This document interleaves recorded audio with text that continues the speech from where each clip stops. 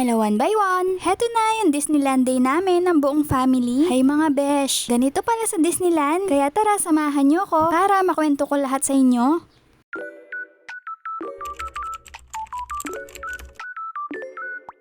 Pangalawang araw namin dito sa Hong Kong at ang itinerary namin buong araw ay sa Disneyland. 5 o'clock pa lang ng umaga gumising na ako at gumayak na. Maaga din kasi yung call time na pinag-usapan namin at habang hinihintay ko si Habi, tiningnan ko yung panahon sa labas. Umuulan mga besh. Buti na lang yung OOTD ko saktong-sakto lang. Pwede sa maulan o maaraw na panahon. Nag-almusal nga muna pala kami bago kami umalis. At itong dalawang chikitings, bet nila yung Huggies Mickey Mouse na pancake. Tapos kami ni Habi naghati na lang dito. Si brother-in-law nag-sandwich naman. Pagkatapos namin kumain, lumabas na rin kami at dumiretso na dun sa may mini terminal kung saan nagsusundo yung isang shuttle bus. No worries ka dito dahil kung dumating ka na puno na yung bus, wala man sigurong 5 minutes, darating na rin yung kapalit niya. Wala din pala kami binayaran dito sa bus. 10 to 15 minutes lang yung biyahe namin papunta ng Disneyland. Pagdating naman namin medyo nalungkot ako ng very light. Paano ba naman kasi? Nag-start na naman yung pag-ambon. Worried din ng konti dahil baka hindi namin ma-enjoy yung buong araw dito nang dahil sa ulan. Pero ayoko namang masira yung araw na to. Kaya kahit umulan, i-enjoy lang dapat namin. Shoutout pala sa mga bangs ko.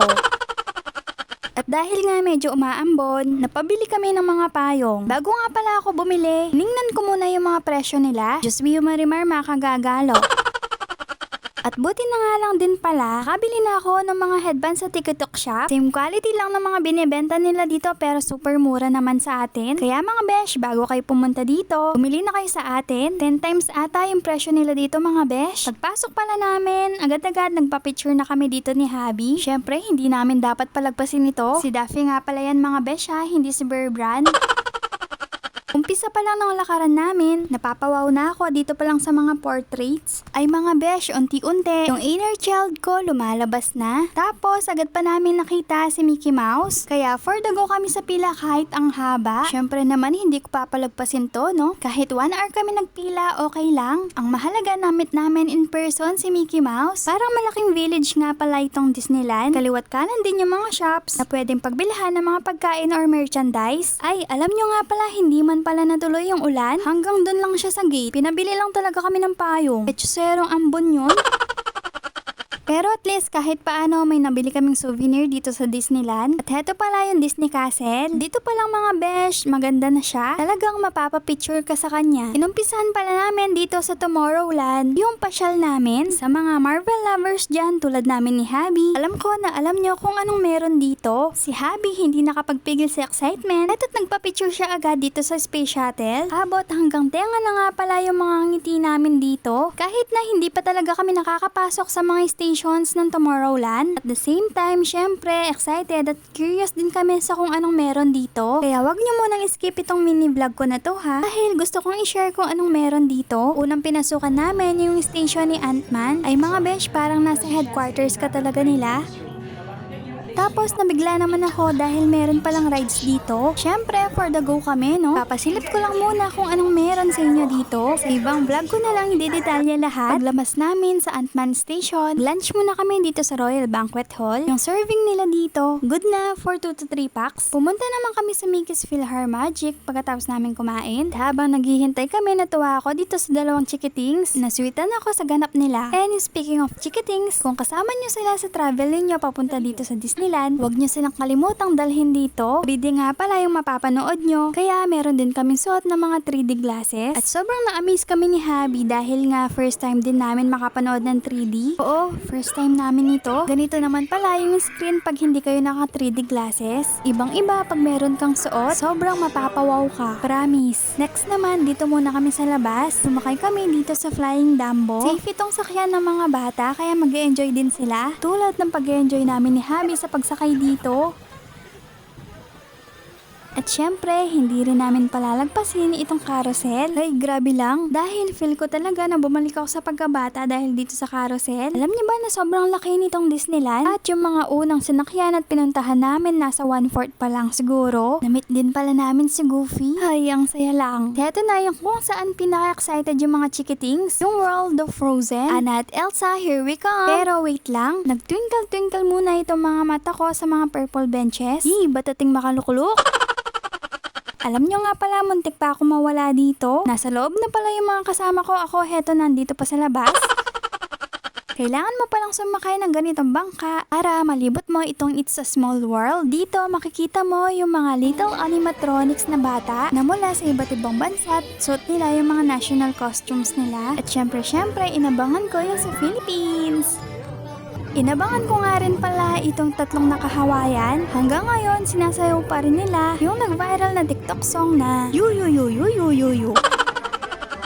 Ay, Diyos mio Marimar, ang hirap kumita ng pera. Heto na talaga yung kina Anna at Elsa. Sumakay din kami ng bangka dito at umpisa pa lang ng boat ride namin. Ang ganda na. At ang akala ko buong boat ride namin, chillax lang. Meron pala siyang twist. Parang ito na yung pinaka-exciting part na sobrang hindi ko in-expect. Ito may picturan ganap pala. Hindi kami na-inform. Tawanan na lang sa mga itsura namin. Pagkatapos namin sa Frozen World, pumunta kami sa may train station. Medyo ramdam na rin namin yung pagod sa paglilibot dito. At kahit paano nung dumating na yung train, nakapagpahinga rin kami kahit konti. Habang dinadaanan namin yung ibang parte ng Disneyland, dito na-realize ko na ang dami pa pala naming hindi napuntahan.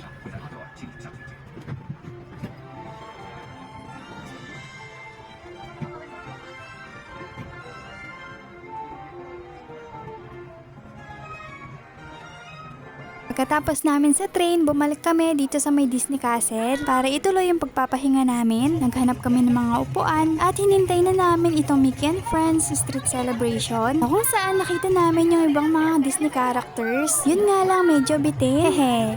Pagkatapos ng parade, heto na naman kami. Nag-umpisa na naman kami sa lakaran. Not sure pero parang 5 PM na to. Pero nag-early dinner muna kami dito sa Tahitian Terrace. At heto yung mga kinain namin. Yung akin, beef rendang with coconut rice. Yung kay Habi naman, beef lentil with biryani rice with side dishes na rin. Hello, one by one. Ako muna po ang mag-voice over dahil pagod na daw ang aking misis. Eto kami ngayon sa Tarzan. Nasa jungle kami. Ayun ako nagtatambol. Boses pala ni Doraemon si Habi. Doraemon na may sipon, ganun.